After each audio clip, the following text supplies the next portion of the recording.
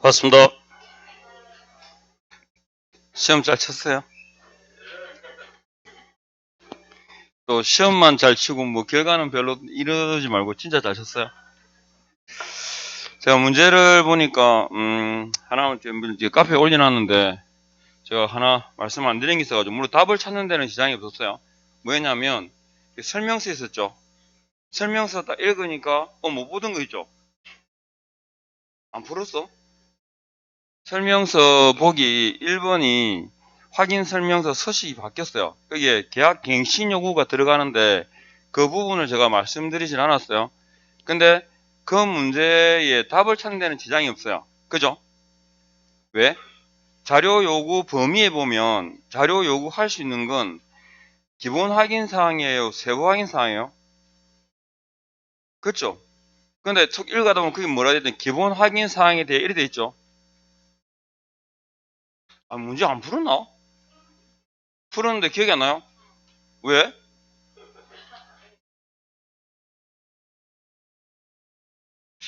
그래도 좀 인상이 남는 문제였을 텐데 그게 하여튼 그 문제하고 그 다음에 제가 문제 지문을 쭉 한번 읽어봤는데 답은 뭐 튀어나오던데요. 저요 하고 소리 안 들던가요? 예. 근데 약간 보니까 문제를 보니까 툭툭툭 답은 나오는데 읽어가다 보면 실수를 하게 하는 부분들이 좀 있어 보니까. 그리고 기존에 나왔던 문제들도 뭐 반복되는 것도 있고 그래서 성적은 잘 나와야 돼요. 그래서 문제가 읽기가 그렇게 뭐 쉽지는 않은데 축축 읽어가기 쉽지는 않아요. 근데 지문이 그렇다고 해서 수준은 괜찮아요. 너무 평이하지도 않고 조금 괜찮아요. 그래서 업무 정지 같은 경우도 조금 더 지금 두 문제 정도는 농지 임대차하고 이 세 문제 정도는 한 번 더 문제를 통해서 읽어보십시오. 26분에 나오는 지금 이것도 제가 나중에 문제 개정된 내용인데 업무 전개에 대해 조금 더 세부적으로 바뀌었어요. 그래서 그 부분들하고 물론 이제 그걸 몰라도 뭐 크게 뭐 문제는 없는데 어쨌든 7월달, 8월달 문제풀이 하고 그다음에 9월달은 또 특강 과정이죠. 그래서 동영 모의고사라든가 이런 부분을 통해 가지고 충분히 커버할 거기 때문에 그게 뭐 문제가 될 건 아닌데 어쨌든 그 문제하고 또 농지 임대차 같은 경우 있어요. 뒤에 문제 보면 이런 경우들은 문제를 통해서 정리하셔야 돼요. 따로 막 이론을 공부하지 말고 농지 임대차에 대한 경우는 이제 이 정도 지문밖에 없어요. 사실은 시험에 넣을 수 있는 게. 그래서 문제를 통해 가지고 그 포인트에 줄을 딱 긋고 이런 문제가 이렇게 나오는구나 라는 정도만 인식하시면 아무 문제 없어요. 보죠. 일단은 지난번에 했던 것 중에서 한번 보겠습니다. 먼저 오늘 부동산 거래 신고 들어갈 차례죠. 조금 근데 의외로 그 부동산 거래 신고 파트는 또 별로 어렵지 않게 나왔대요, 문제가. 자, 보겠습니다. 108페이지. 지난번 그래 모의고사 보니까 형벌하고 과태료 처분 관련된 이 벌칙 부분이 별로 안 나왔대요. 예. 그래서 실제로는 안 그렇습니다. 실제로는 행정 처분하고 과태료 처분, 이 벌칙 부분 묶은 게 한 5문이 나와요. 예. 그래서 좀 조심해서 봐야 되는 부분인데 어쨌든 문제를 내다 보니까 좀 그랬죠. 자, 갑니다. 부동산 거래 신고부터 바로 갈게요. 그냥 108페이지. 자, 요것도 정리를 해볼게요. 자, 부동산, 제가 항상 그 단어를 정의하는데, 부동산은 일단 우리가 배우는 중개 대상물하고 같다 다르다. 같지 않다 이거 하나 기억하셔야 되고, 부동산을 거래한다 할 때 이 거래는 종전에는 매매밖에 없었죠. 부동산의 매매였지만 지금은 임대차도 들어가는데 임대차라고 그러면 틀리죠. 뭐 주택 임대차입니다. 거래란 매매 그리고 주택 임대차를 말하고 부동산 거래 신고를 한다. 신고라는 뜻은 뭐였죠? 서명 또는 날인을 의미합니다. 이렇게 이게 부동산 거래 신고입니다. 그러면 부동산 거래 신고 딱 들어가서 첫 번째 신고 대상물이 뭔지 하나씩 풀어보죠. 신고 대상물은 토지, 건축물, 그리고 공급계약, 그리고 분양권, 입주권까지 해서 총 몇 개? 5개. 토지, 건축물, 공급계약, 분양권, 입주권, 주야시권, 공급계약과 분양권에는 근거법률이 총 몇 개? 8개. 도시공공, 빈주택, 건축, 산업 해가지고 총 8개가 있습니다. 그래서 공급계약, 분양권이라고 다 신고 대상은 아니라는 얘기입니다. 주택법상의 분양권, 그러니까 30호세대 이상의 분양권만 대상으로 한다. 공급계약 분양권 아셨죠? 그래서 여기에 건축법상의 공급계약은 대상이 있다 없다? 상관없다 했죠. 그리고 입주권이라 할 때도 두 가지 법, 도시 및 주거 환경정비법상 관리처분계획 인가 후에 입주자로 선정된 지위라고 되어 있고요. 또 하나가 빈집 소규모 주택 정비특례법상 사업시행 인가 후에 입주자로 선정된 지위입니다. 주의하실 건 중개 대상물에도 보면 입주권이 하나 나오죠. 그건 분양권의 대칭 개념, 즉 상대 개념으로 주택법상에서의 입주권, 그건 당첨이 되면, 추첨해서 당첨이 되면 분양 예정자로 선정될 수 있는 지위죠. 확정된 게 아니라. 그래서 그 입주권과 부동산 거래 신고 대상으로서의 입주권은 전혀 다릅니다. 부동산 거래 신고 대상에서 입주권은 중개 대상물이기도 합니다. 그래서 토지, 건축물, 공급계약, 분양권, 입주권까지 이렇게 포인트 잡으시고, 그 다음에 두 번째, 그러면 부동산 거래 신고 의무자는 누구냐? 의무자는 직거래의 경우와 그 다음에 중개의 경우로 나뉘집니다. 직거래의 경우에는 누가? 거래 당사자가 하겠죠. 거래 당사자가 공동으로 신고한다가 원칙입니다. 그리고 중개 시에는 거래 당사자가 있더라도 누가 신고해야 된다? 개공에게 신고 의무가 있고 그 거래 당사자에게는 신고 의무가 있다 없다? 없다. 그럼 거래 당사자가 공동으로 신고해야 되는데 공동으로 그럼 뭐 한다? 서명 또는 날인한다는 거죠. 그리고 누가 제출한다? 일방이 제출해야 된다. 공동신고를 일방 제출로 바꿔서 잘 나옵니다. 그래서 일방 제출 의무가 있고, 그리고 상대방이 거부하게 되면 단독으로도 신고할 수 있다 없다? 있다. 단독 신고할 수 있다 라는 말은 단독 신고하니까 사유서가 있을 거고 거기다가 계약서 사본을 첨부해야 되겠죠. 상대방 인적사항도 확인해야 되니까. 그래서 이 서면을 첨부하려면 가야 돼 안 가야 돼? 가야 됩니다. 단독 방문 신고만 됩니다. 단독 신고 할 수 있다 해서. 근데 국가 등이 이거 나왔었죠. 국가 등이 당사자 일방일 때는 국가 등에게 뭐가 있다? 단독 신고 의무가 있다. 역시 그 상대방에게는 신고 의무가 없습니다. 여기까지. 그래서 거래 당사자의 경우는 케이스가 요 세 가지죠. 그러니까 직거래할 때는 신고자 본인이 누구냐? 거래 당사자. 중개할 때는 본인이 누구? 개공입니다. 그래서 본인이 신고하는 경우에는 가서 신고할 수도 있고 또는 뭐다? 전자 신고도 가능한 거죠. 그런데 이 신고서에 제출을 뭐 할 수 있다? 대행할 수도 있습니다. 제출을 대행할 수 있다. 대행한다는 말은 본인이 아니죠. 따라서 이거 뭐밖에 안 돼? 그죠? 가야 됩니다. 방문 신고만 됩니다. 대행할 수 있다. 그러면 대행할 수 있다 할 때 당사자는 누가 대신한다? 대리인에 의하고 그 다음에 개공의 경우는 소속 공인중개사가 대행하겠죠. 그리고 그 당사자, 개공, 대리인, 소공 등 신고서를 제출하는 사람은 신분증이죠. 신분증명서를 내보여야 됩니다. 그래서 신분증명서 제시는 똑같죠.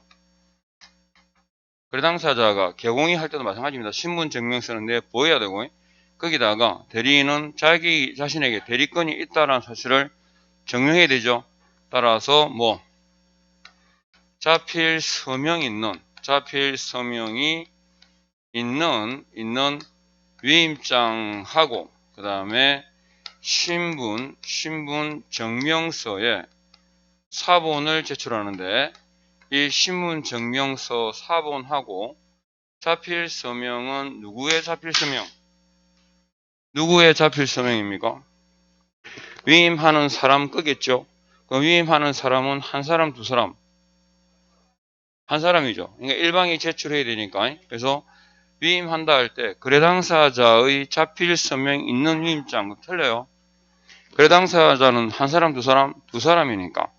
그러니까 신고서 제출을 위임한 거래 당사자의 자필 서명 있는 위임장 신분증명서 사본입니다. 그리고 서공의 경우에는 이것도 잘 나오죠. 소속 공인중개사가 제출을 대행하는 거고 고용인이 아닙니다. 해서 이 경우에는 이하 서면을 첨부할 필요가 없다. 왜? 신고된 자기 때문에. 이렇게 그 신고 의무자는 여기까지 모르는 거 없죠? 딱 기억하시고. 그 다음에 세 번째. 그러면 신고합니다. 누구한테? 신고관청에 대해서 합니다. 신고관청이란 그 이번에 등록관청에도 그 등록에 대해서 문제가 나왔더만요. 보니까 등록 신청자의 주소지 관할입니까? 사무소 관할입니까? 사무소 관할인데 거기는 주소지 관할이라고 되어 있었죠? 또 기억이 안 난다면 할 수 없고. 자, 그래서 어디 부동산 소재 관할, 시장 등을 우리는 신고관청이라고 하고 사무소 관할 시장 등을 등록관청이라고 합니다. 네 번째, 신고기한입니다. 언제까지 신고한다? 기본적으로 계약 체결일부터 며칠? 30일 이내에 신고하죠. 그 다음에 자, 중요한 거 이거랬죠. 신고사항입니다. 이거는 뭐예요? 지문으로 나왔던데, 자, 신고사항은 공통신고사항이 있습니다. 뭐 있던가요? 인적사항이 있죠. 거래 당사자의 인적사항, 계약 체결일, 중도금 지급일, 잔금 지급일, 종류와 표시. 표시란 뭘 말하죠? 소재 지분 지목 면적을 말합니다. 표시. 그리고 제일 중요한 거 뭐다? 실제 거래 가격입니다. 여기까지가 필수 신고 사항이고, 그 다음에 플러스 마이너스 있으면 적고 없으면 안 적는 거, 조건이나 기한, 그리고 개업 공인중개사 중개로 인한 경우에는 개공과 등록한 사무소에 관한 사항이 신고사항에 들어가죠. 의무사항입니다. 다만 여기서 이제 법인일 때는 법인 현황입니다. 법인 현황이란 법인 등기 현황이 있고요. 법인 등기 현황하고 그 다음에 상대방과의 특수관계가 신고사항에 들어갑니다. 그래서 이걸 신고하는 서식이 뭐냐면 법인신고서입니다. 그죠? 법인신고서. 근데 여기서 추가되죠. 법인주택 매수시입니다. 법인주택 매수의 경우에는 여기 신고사항에다가 다시 세 가지 주택 취득 목적이 있죠. 주택 취득 및 자금에 관한 사항이니까 주택 취득 목적, 그리고 자금 조달 계획, 그리고 지급 방식. 그리고 만일에 이게 투기 과열 지구라면 자금 조달 증명 서류입니다. 예금 잔액 증명서 같은 증명 서류를 언제? 투기 과열 지구일 때, 그리고 주택 이용계 임대를 할 건지, 그래서 주택 이용 계획이 신고사항에 들어갑니다. 그러면 여기까지가 기본적으로 어디냐면 법인신고서에 있어요. 법인주택거래계약 신고서, 줄이면 법인신고서. 여기까지 들어간 게 뭐죠? 자조서, 자금조달 입주계획서 하셨죠? 그러니까 신고하니까 신고서, 법인이면 법인신고서, 그리고 주택매수 시에는 뭐 자금조달 입주계획서까지 추가되어야 됩니다. 그럼 만일에 이게 법인이고 이제 개인이라면 개인은 다 신고하는 건 아니죠. 실가가 얼마일 때? 실가 6억 이상일 때. 그 다음에 투기과열지구나 그 다음에 조정 대상 지역의 경우입니다.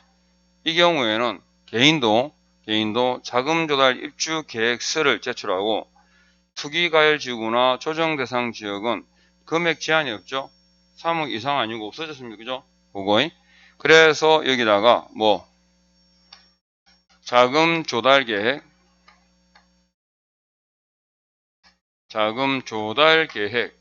지급 방식 그리고 이게 투기과열지구라면 뭐다? 증명 서류를 첨부하게 됐죠. 증명 서류. 이건 투기과열지구입니다. 여기다가 본인 입주 여부라든지 그 다음에 본인 입주 그 다음에 입주 가능 시기 같은 거 있잖아요. 그죠? 그걸 신고한 즉 뭐다? 주택 이용 계획이 신고사항에 들어갑니다. 이렇게. 그래서 신고사항이 법인일 때, 개인일 때, 특히 요거 법인 주택 매수 시에 요 신고사항 꼭 좀 구분하시고 주말에 뭐 좋은 거 먹은 것도 없는데 자꾸 불러내 이거. 아셨죠? 요거 아셨죠? 여기까지는 다 입력돼야 됩니다. 자, 여기서 하나씩 풀어가는 거예요. 신고 의무자가 누군지, 그 다음에 신고는 언제까지 해야 되는지, 신고사항은 특히 개정됐고 이거 추가된 사항이기 때문에 꼭 기억해야 됩니다. 신고사항. 그 다음에 이제 여기까지 일단 기본적인 신고사항에 대한 내용은 일일이 하나씩 정리했어요. 다만 이제 주의하실 게 이제 뭐냐, 정정 신청하고 그 다음에 변경 신고하고 그리고 해제 신고까지 부동산 거래 신고에 있어서 정리를 또 해보면, 자, 이건 부동산 거래 신고되고 난 이유잖아요. 정정 신청 해야 된다 할 수 있다. 할 수 있고, 정정 신청서라는 서식이 있다 없다? 없다. 그리고 정정할 수 없는 정정 불가 사유가 있죠. 거기까지 해보세요. 뭐 성명, 주번, 사무소 소재지는 정정되죠. 근데 뭐 부동산 소재지 지번, 그 다음에 또 토지 종류, 건물 종류는 가능하죠. 그 다음에 또 실제 거래 가격, 제일 중요한, 그리고 계약일까지. 이건 정정 불가사입니다. 원래 정정은 언제? 기재 오류일 때거든요. 그러면 내용이 변경되면 자 변경 신고하게 되는데, 변경 신고는 해야 된다 할 수 있다 할 수 있다. 그리고 언제까지 한다? 등기 신청 전까지. 그리고 여기서 변경이라는 의미가 뭐였죠? 추가 교체가 아니라 뭐다? 일부 제외를 말합니다. 제외까지. 하여튼 최소한 이 정도까지 아셔야 돼요. 그리고 이제 예를 들어서 변경 신고할 수 있다. 그리고 일부 제외를 말하는데 단독으로 하는 경우 있죠. 그래서 공급 전매 계약에 있어서 분양 가격이라든지 선택 품목은 일방이 단독으로 변경 신고할 수 있죠. 이 경우에는 뭘 첨부해라더라? 계약서 사본을 첨부합니다. 뭐 이런 것들. 자, 그 다음에 해제 신고는 자, 보시면 해야 돼요, 할 수 있어요. 그래서 중요하죠. 원래는 가능이었습니다. 해제 신고해야 되고 똑같아요. 부동산 거래 신고와 기본적 내용은 똑같다. 기한도 똑같고. 그런데 해야 되는데 국가 등은 단독으로 서명 또는 날인해서 신고해야 돼요, 할 수 있어요. 단독 신고 가능입니다.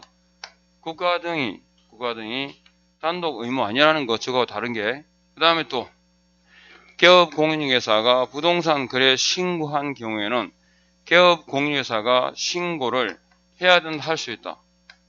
할 수 있다. 이게 핵심입니다. 의무가 아니라는 거. 나머지 내용은 똑같아요. 부동산 거래 신고와 차이가 없으니까 대동소이하니까 그렇구나라고 아시면 돼요. 자, 여기까지 부동산 거래 신고에 대해서 말씀드렸습니다. 교재에 이런저런 내용이 많아요. 근데 쭉 읽어보시면 좋은 내용입니다. 지금 보고 계신 해제 신고에서 잠깐 주의해야 될 부분들. 자, 그 다음에 요걸 그림으로 다시 말씀드리면, 정리를 더 해보면, 자, 일단은 저기 보시면 신고인이 기본적으로 신고인이 누구냐 하면 누구? 개공인 경우죠. 개공이 신고자가 아니면 우리가 사실은 직접적으로 관여할 일은 아니죠. 당사자 직거래 공동신고니까. 근데 신고인이 개공이라면, 자, 매수인이 단독으로 작성한 뭡니까? 자조서입니다. 자금조달 입주 계획서 자조서는 제공을 해야 되죠. 언제까지? 계약 체결일부터 며칠? 25일 이내입니다. 자조서를 제공해라. 그죠? 그러면 신고인, 개공은 자, 뭐 하느냐? 신고하겠죠? 누구한테? 신고관청에 대해서 합니다. 원래 자조서는 이 계약 체결일부터 며칠? 30일 이내에 신고할 때 함께 제출하는 게 원칙이고, 별도로 제출할 수 있고, 아셨죠? 그래서 자조서의 제공은 신고관청의 부동산 거래 신고보다 앞설 수는 없어요. 부동산 거래 신고가 되지 않았는데 자조서만 매수인이 원한다고 따로 먼저 제출할 수는 없어요. 아셨죠? 순수가. 그리고 신고관청 위에 뭐가 있어요? 시도지사가 있어요. 시도지사 위에는 국토교통부 장관이 있죠. 이렇게. 자, 그러면 신고관청은 신고받아서 뭐합니까? 신고가의 적정성을 검증하죠. 그러니까 의무자가 누구냐라고 보통 바뀌어 나와요. 자, 신고가의 적정성을 검증하여야 한다. 검증을 위해서 뭐합니까? 국토교통부 장관이 설치 운영하는 부동산 거래 가격 검증 체계라겠죠. 검증 체계를 활용하게 되는데, 이 검증 체계를 구축해서 운영해야 되는 자, 하여야 한다. 누가요? 그죠? 국장입니다. 그러면 나온 김에 가격 검증 체계는 구축 운영해야 되는데, 부동산 정보 체계는 구축 운영할 수 있습니다. 그렇죠? 예. 그리고 이 업무를 누구한테 위탁하던가요? 검증 체계 구축 운영 업무를 누구한테 위탁합니다. 누구? 한국부동산원입니다. 한국부동산원에 대해서 아까 보신 그만 말씀드렸던 부동산 정보체계 구축 운영도 누구한테? 한국부동산원에다가 위탁합니다. 자, 그러면 신고관청은 신고가의 적정성을 검증하고 그 검증 결과를 통보해 주죠. 검증 결과를 통보하여야 한다. 누구한테? 세무관서장에게, 세무수장에게 통보해주고, 통보받은 세무수장은 과세 자료를 활용하겠죠. 그리고 신고관청은 신고사항에 누락이 있거나 정확하지 않다, 부정확한 거죠. 부정확한 경우에는 어떻게 하더라? 신고인으로 하여금 보완하게 할 수도 있고, 그 다음에 구두 아닌 서면에 의한 자료 제출을 요구할 수 있다. 이 말은 신고 내역을 조사할 수 있다 라는 말입니다. 그러면 자료 제출을 요구할 수 있다 할 때 자료 제출의 핵심은 뭐냐면 거래대금 지급 증명입니다. 거래대금 지급 증명, 돈을 어떻게 끌고 왔는지, 그리고 그 외에 자료가 나오는데 거래대금 지급 증명 등 자료 미제출에 대해서 제재가 다르죠. 거래대금 지급 증명 얼마? 3천만 원 이하의 과태료 처분이고, 그 외의 자료는 그죠? 부동산 거래 신고 관련 위반은 500만 원 이하의 과태료 처분이라고 보면 돼요. 그리고 거래대금 지급 증명 등 이 자료 미제출의 경우에는 자진신고에 대한 감면이 있어 없어요? 없어요. 자진신고의 감면은 성실한 협조를 전제로 합니다.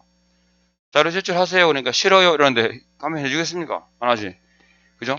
그래서 그럼 신고관청이, 자, 신고로 인해서 된, 과태료 처분청입니다. 그리고 여기 서면으로 자료 제출을 요구할 수 있다는 말은 신고 내역을 조사할 수 있다 같은 말을 했죠. 그래서 조사한 결과를, 자, 조사 결과를 어쩔까요? 보고합니다. 누구한테?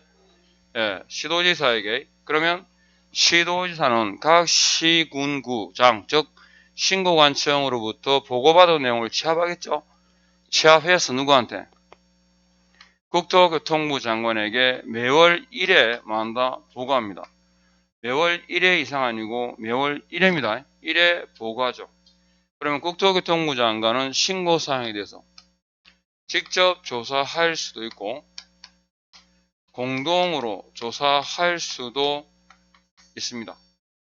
직접 또는 공동으로 조사할 수 있다 하셨죠? 그래서 공동이란 말은 누구랑 누구를 말하죠? 국토교통부 장관과 신고관청을 말하고 국장과 신고관청을 묶어서 뭐라더라? 조사기관이라고 합니다. 그러면 국장 그리고 신고관청 조사기관은 뭐한다? 과세자료, 소득, 재산 자료를 뭐한다? 요청할 수 있고 부동산 거래 신고법이나 공인중개사법 등 법률 위반 시죠. 법률에 위반된다. 법률 위반 시에는 어떻게 할까요?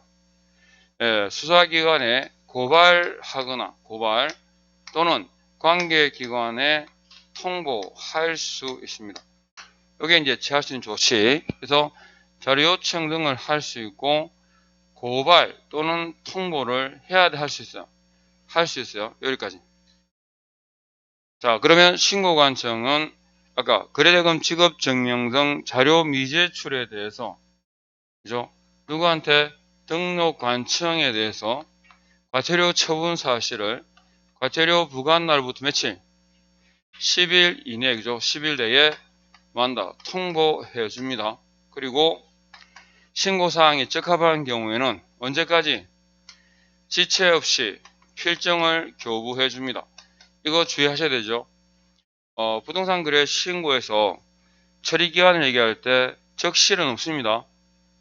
가급적 빨리 지체 없이 하셨죠? 지체 없이 필정을 교부하게 되면 매수인은 뭐 받은 것으로? 검인받은 것으로 본다. 여기까지. 그러니까 1년에 누구 옆에 누가 있고 어떤 절차를 거치는지 딱 기본적으로 이 내용이야. 하셨죠?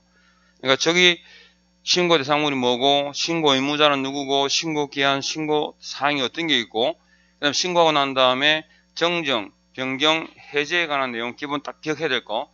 그리고 이런 절차를 거쳐서 신고 과정이 이루어진다까지만 알면 돼요. 그 외에 내용 세부적인 것들은 잘 모르는 거 있잖아요. 이런 거 낯선 것들은 문제를 보면서 이런 질문이 있었네 라고 체크하시면서 아셨죠? 확인하시면 돼요. 그런 것들은 의외로 또 기억이 또 잘 돼요. 각이 이게 새삼스러우니까. 그래서 이렇게 딱 정리하시면 문제는 풀려요. 그래서 교재에 보면 뭐 신고 내용 검정 체계를 누가 구축 운영하고 적정성은 누가 검증하고 이런 질문들이 쭉 나옵니다. 그리고 공동조사까지 해서 내용 아시겠죠? 이렇게. 그리고 문제 가세요. 문제 보면 118페이지 그 문제가 있는데 이게 고쳐야 될 게 있어서 그래요. 지금 옳은 것은 그랬죠. 혹시 풀어보셨어요? 이거 풀어보니까 답이 틀렸죠. 1번 문제. 1번 문제의 답은 1번입니다. 그죠? 신고사항 및 신고서 작성에 관한 설명으로 옳은 것은 이렇게 문제가 나올 거라고 예상을 해요. 페이지 118페이지. 그래서 문제를 묻게 되면 지금 새로 바뀐 이 신고사항도 확인해야 되고 신고서 작성 요령도 물어야 되니까 문제를 이렇게 종합적으로 낼 거라 생각을 해요. 그래서 이 항목들은 딱 기억을 해야 되고 그래서 여기 조사 확인 사항 보니까 신고사항 보니까 공급사항 제한 등은 없죠. 그죠? 근데 가만히 이제 주의하실 게 무슨 매각 조건이 어쩌고 이래 놓으면 뭐가 되는 거야? 어디 들어가는 거죠? 여기 들어가는 거야. 조건이나 기한에. 아셨죠? 그러니까 공법상의 제한이라는 점은 설명상에 안 들어가죠. 그거 보시고. 그 다음에 이번에 특이과열 지구에 소지하는 주택으로서 그 실제 거래가 있잖아요. 이 부분을 빼세요. 하셨죠? 지문에도 물론 틀리긴 틀렸어요. 기본이 틀렸는데 금액 자체가 없었잖아요. 그죠? 그러니까 주택법에 따라 지정된 특이과열 지구에 소지하는 주택으로서 신고서를 제출할 때 매수인과 매도인이 공동으로 서명 및이 아니고 뭐야? 서명 또는 날인한 아셨죠? 그리고 자금조달 입주계획서는 공동 서명 또는 날인이에요. 매수인만 해요. 예, 자금조달 입주계획서는 매수인이 단독으로 작성합니다. 매수인이 단독으로 작성한 경우고 아셨죠? 그리고 서명 및 날인이란 말이 나올 수 없죠. 서명 및 날인이라고 나오는 서식은 두 개밖에 없어요. 뭐 설명서하고 거래계약서 뿐입니다. 보고 그 다음에 3번에 이건 물건별 그럴 때 그죠? 기재하는 한이 있습니다. 공급가격에다가 뭐죠? 선택비용 옵션 있죠? 선택비용 등이 기재란이 있습니다. 그리고 네 번째 집합 건축물은 뭐다? 전용 면적. 그 밖에 건축물은 연면적이죠. 바뀌어져 있는 거 요거. 그래서 기억하시고 그 다음에 부동산 거래 신고를 거짓으로 했잖아요. 그죠? 거짓으로 신고하게 되면 이건 과태료입니까? 벌금입니까? 지금 여기는 위반해가지고 부동산 거래 신고 제도상에서는 위반에 대한 과태료지 아시죠? 벌금이 형벌이 없어요. 과태료. 그러니까 신고가 등 거래 금액 등을 거짓으로 기재하면 어떻게 되죠? 실제 거래 가격 등 금액을 거짓으로 기재하면 취득가액의 100분의 5 이하의 과태료고 아셨죠?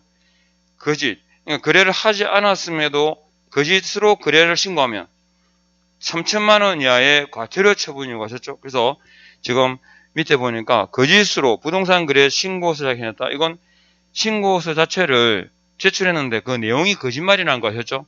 그런 경우에는 실제 거래가 등 거짓으로 신고하게 되면 뭐였죠?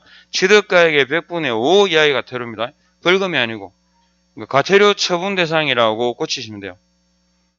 그 다음에 부동산 거래 신고서 작성 방법 국적을 반드시 기재하고 매수 용도까지 아셨죠? 외국인 딱 그러면 국적 그리고 매수 용도 두 개는 기억해야 돼요. 국적을 반드시 기재하고 뭐 한다고요? 매수 용도를 표시하게 됐습니다. 그리고 두 번째 거래 당사자 간 직접 거래의 경우 공동으로 신고서에 서명 또는 날인해서 누가 제출할까요? 일방이 제출합니다. 공동이 아니고. 그 다음에 3번 이것도 자 빼야 됩니다. 자금 조달 입주 계획란은 실제 거래 가격이 6억 미만이거나 투기 가열 지구 조정 대상 지역이 아닌 아셨죠? 아닌 주택으로서 뒤에 금액을 쫙 지우세요. 주택으로서 해당 없음에 표시한다. 그러니까 이 자금조달 입주 계획서, 그냥 부동산 거래 신고서를 작성할 때 거기에 어떻게 체크되어 있나 그러면 부동산 거래 계약 신고 이렇게 되어 있죠. 제출,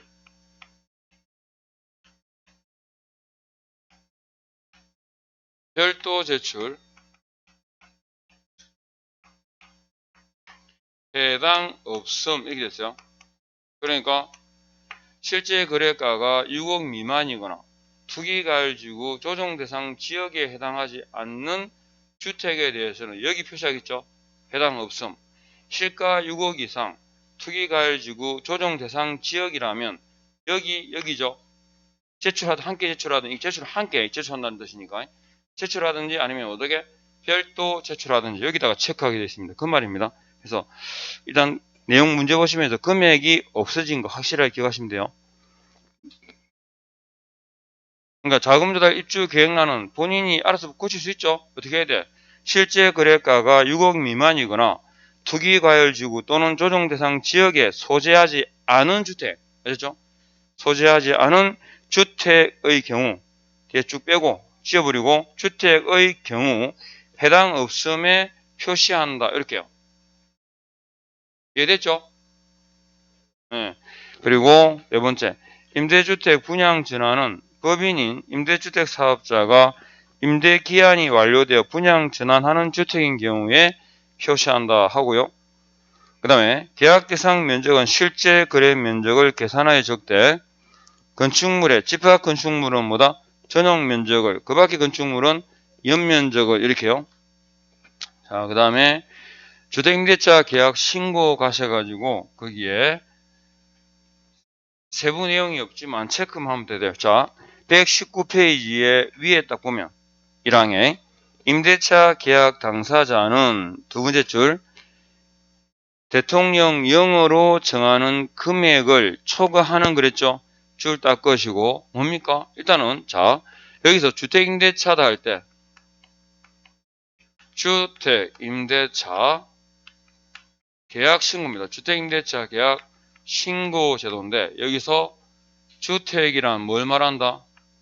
실제 주거용 건물을 말합니다. 실제란 말을 붙인 이유는 뭐냐면 지금 주택임대차 보호법상의 주택 아셨죠? 대상물이 되어 있기 때문에 실제 아니 공부상 용도가 아니라 뭐라고요? 실제 주거용도 주거용 건물이고 그러니까 미등기 무허가 건물 등도 상관이 없다는 거죠. 실제 주거용 건물이고 그 다음에 임대차 계약이다 할 때 대통령령으로 정하는 금액 뭡니까? 보증금 얼마? 6천 또는 차임 얼마? 30만 초과입니다. 그러니까 주택임대차 보호법상 기타 지역의 소액 임차 보증금이 얼마? 6천만원 이하거든요. 그래서 6천만원 초과의 경우에는 소액 임차인으로 안 본다는 뜻입니다.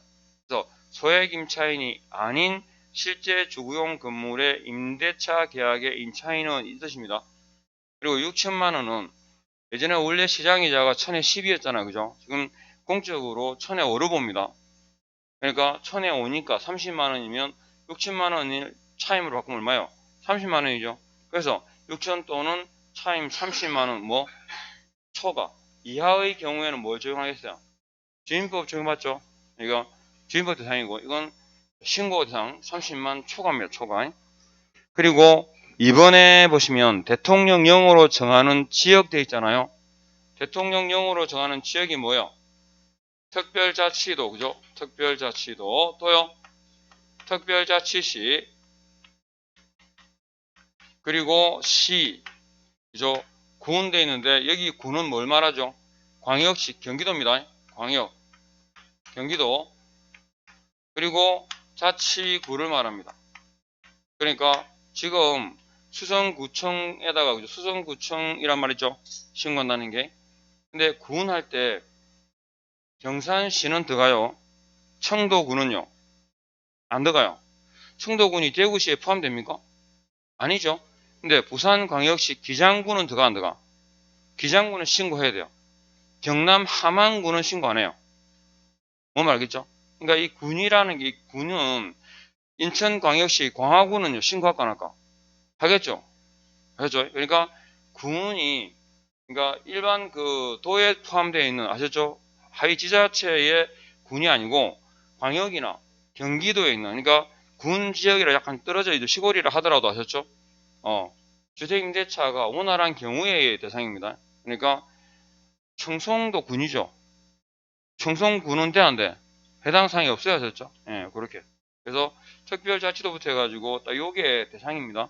대상 지역, 대상 그 다음에 임차 보증 금액까지 해가지고 그리고 역시 마찬가지로 4번에 언제까지 필증을 발급할까요? 지체 없이 그리고 실제 이 업무는 어디다가 동사무소에다 위임시켜놨어요. 지금 보시면 읍면 동장 출장 소장에게 위임할 수 되어 있죠. 실제로 주택임대차 계약 신고도 동사무소에서 합니다. 그 다음에 6번에 국토부령으로 정한다라고 되어 있고 그리고 중요한 거 자, 부동산 거래 신고하고의 차이 나는 걸 중심으로 보면 돼요. 지금 여기 보면 변경 신고해야 돼 할 수 있어요? 할 수 있는데 변경 해제 이거 신고 의무입니다. 이거 차이가 해제 신고는 똑같은데 변경 해제 신고를 해야 된다라는 거. 그러니까 주택임대차 계약에서 보증금과 차임의 변경은 중요한 부분이죠. 그래서 보증금 차임의 변경도 해제와 마찬가지로 뭐다? 신고 대상이라는 얘기입니다. 이거 기억하셔야 되고, 나머지 내용은 역시 똑같습니다. 근데 주의하실 게 여기 지금 없는데, 우리가 신고할 때 공동신고잖아요. 그죠? 공동신고인데, 그럼 상대방이 거부하면 단독 신고할 수 있죠. 근데 상대방 거부 관계없이 일방이 단독 신고한 경우입니다. 그러니까 일반이 아니고 일방이 단독 신고한 경우 있죠. 그러니까 일방이 단독으로 혼자서 서명 또는 날인해가지고 임대차 계약서를 첨부해가지고 제출해버린 거야. 이해하겠죠? 그러니까 일방이 단독으로 신고한 경우에는 그때는 어떻게 한다고? 공동 신고 간주입니다. 공동으로 신고한 것으로 본다. 여기죠. 상대방 거부해서 혼자 한 게 아니고 상대방 의사 관계없이 뭐 할 수 있다는 얘기입니까? 일방이 혼자서 단독으로 임대차 계약 신고서를 작성해가지고 주택임대차 계약서 있죠. 임대차 계약서를 첨부해서 그냥 신고하면 그 자체를 공동신고한 걸로 본다. 그 끝이에요. 그러니까 일방이 단독 신고할 수 있다라는 이 내용이 상대방 거부로 인한 단독이 아니고 됐죠. 그냥 일방이 말 그대로 일방이 상대방 의사 관계없이 단독으로 신고할 수 있습니다. 임대차 계약서 즉 증명 서류를 첨부해가지고 제출하게 되면 공동 신고한 것으로 보겠다. 그냥 그 의미로 이해하시고, 그 다음에 넘어가 보시면 다른 뭐 차이 나는 것들은 다 별게 없어요. 그리고 주의하실 것 다 이번에 문제도 나왔더만요. 3번에 보십시오. 3번에 페이지 120페이지입니다. 사망에 제6조 5 있죠. 제6조 5 전입신고하는 경우에는 뭐한 것으로? 주택임대차 계약 신고한 것으로 본다 그랬으니까 전입신고한 경우에는 주택임대차 신고를 하라 돼 있었던 문제 모의고사야. 이건 따로 할 필요가 없다는 말입니다. 그리고 이번에 공공주택사업자, 임대사업자가 역시 신고한 경우에는 따로 그죠? 신고 변경 신고를 할 필요가 없습니다. 알겠죠? 그 임차인에게는. 그리고 사망에 가셔가지고 밑에 주택임대차 계약 등 해가지고 신고서를 제출한 경우입니까? 접수가 완료한 때입니까? 줄 닦 것이고 접수를 완료한 때는 따로 확정일자를 받을 필요가 있다 없다? 없다 그죠? 확정일자를 부여한 것으로 본다. 역시 그것도 설린 지문으로 나와 있었죠. 그렇게. 그래서 확정일자 부여하는 것으로 보고 이때는 당연히 뭐가 첨부됐을 때 임대차 계약서를 제출한 경우에 한한다. 이렇게 기억하시면 되겠습니다. 그 다음에 외국인에 관한 경우는 이제 뭐 간단하니까요. 자, 외국인 그러니까 그림 딱 하나 그리면 끝입니다. 볼까요? 여기서 외국인이란 대한민국 국적 보유자, 대한민국 국적 보유자가 아닌 자죠. 그래서 대한민국 국적을 보유하고 있는 영주권자는 적용대상이다 아니다? 아니다라고 말씀드렸고, 그리고 외국 법령에 따라 설립된 법인 또는 단체 그랬거든요. 외국 법령에 따라 설립된, 그러니까 내국 법인은 대상이 된다 안 된다? 안 된다는 얘기입니다. 원래 안 되는 거죠. 그죠? 근데 되는 경우도 있었죠. 얼마 이상일 때? 사원 의결권의 2분의 1 이상이 자본금액의 2분의 1 이상이 외국 자본이라면, 그리고 외국인이 뭐 할 때, 어떤 권리를 취득할 때, 대상 권리는 소유권입니다. 전세권, 뭐 저당권 상관이 없고, 그리고 취득하는 경우에 신고를 요하는 경우가 있고 허가를 요하는 경우가 있죠. 신고의 대상은 뭡니까? 신고의 대상은 부동산 등입니다. 그러면 허가의 대상은요, 토지를 대상으로 합니다. 그리고 신고의 경우는 케이스가 3개 있죠. 뭐 계약으로 인한 경우와 계약 외 원인으로 인한 경우와 계속 보유하고자 하는 경우에, 그리고 계약으로 인한 경우에는 언제 계약 체결일부터 며칠 60일 이내에 신고를 해야 되고, 신고 안 하면 300만 원 이하의 과태료 처분입니다. 그리고 여기서 계약이란 뭘 말한다 그랬죠? 매매 빼고 교환이나 정여를 말하고, 다만 계약서는 기본적인 첨부 서면이다 아니다? 아니지만 아셨죠? 정여의 경우에는 정여라는 사실을 증명하기 위해서 정여 계약서를 첨부합니다. 아셨죠? 그 다음에 계약 외 원인이라 할 때 상속, 경매, 환매권 행사, 확정 판결, 법인 합병, 건축물의 신축, 정축, 재축, 개축의 경우에는 언제부터? 취득한 날부터 몇 월이죠? 6월 이내에 외국인에 관한 경우에서 제일 많이 나온 게 이겁니다. 기산점과 그 기간입니다. 취득일부터 계약 체결일부터 60일이냐 6월이냐 서로 바꾼 거. 위반에 대한 제재는 100만원 이하의 과태료 처분이고, 그 다음에 계속 보유의 경우에는 국적이 상실된 날, 국적이 변경된 날이죠. 국적을 상실한 날, 변경된 날부터 몇 월? 6월 이내입니다. 그죠? 6월 이내에 신고해야 되고, 안 하면 100만원 이하의 과태료 처분이다. 여기까지. 그리고 허가의 대상은 부동산 등이 아니라 토지입니다. 토지에 대해서 이건 효력 요건이기 때문에 허가받지 않은 계약은 유효다, 무효다?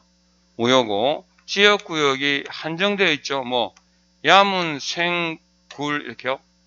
야생생물보호구역, 문화재보호구역, 생태경관보전지역, 군사기지, 시설 보호구역까지. 이건 민원 처리에 관한 법률상 며칠? 10월 이내에 처리해야 되고, 허가 없는 계약은 제재가 2년 이하 징역에 2천만원 이하 벌금입니다. 이 경우에도 계약서가 아니라 뭘 첨부하죠? 당사자 간 합의서입니다. 당사자 간 합의서를 첨부해라. 그죠? 이렇게 됐죠? 당사자 간 합의서를 첨부하라. 그리고 신고 허가관, 신고관청. 신고관청은 신고 허가 사항을 매 분기가 종료된, 매 분기 종료된 날부터 몇 월? 1월 이내에 누구한테? 시도지사에게 뭐 하라고요? 제출하라 그랬죠? 그러면 시도지사는 제출받은 날부터 다시 몇 월? 1월 이내에 누구한테? 국토교통부 장관에게 역시 제출하여야 한다. 그리고 이 신고 허가 사항이, 신고 허가는 보신 것처럼 전자문서한 경우도 될까 안 될까요? 안 된다 말이 없잖아요. 항상 전자신고가 안 되는 경우들은 특정해서 말합니다. 꼭 뭐 해도 방문신고 해야 돼 이런 말 하잖아. 그죠? 안 하면 당연히 되겠죠. 인장도 마찬가지죠. 전자문서한 등록 돼야 안 돼? 다시 해봐. 전자문서한 등록이 돼야 안 돼? 그렇지. 좌우로 흔들면 안 되지. 그래서 그 경우입니다. 그걸 복잡하지는 않아요. 어쨌든 여기 정도까지만 누가 누구에게 쭉 흘러가는 흐름하고 조금 하면 외국인에 관한 내용도 끝납니다. 그리고 뭐 국제기구라든지 그다음에 유엔 산하 있죠. 유엔 산하 기구라든지 이런 경우에도 허가 대상 이다 아니다? 외국인의 범주에 포함되죠. 뭐 그런 얘기들입니다. 질문에 쭉 되는데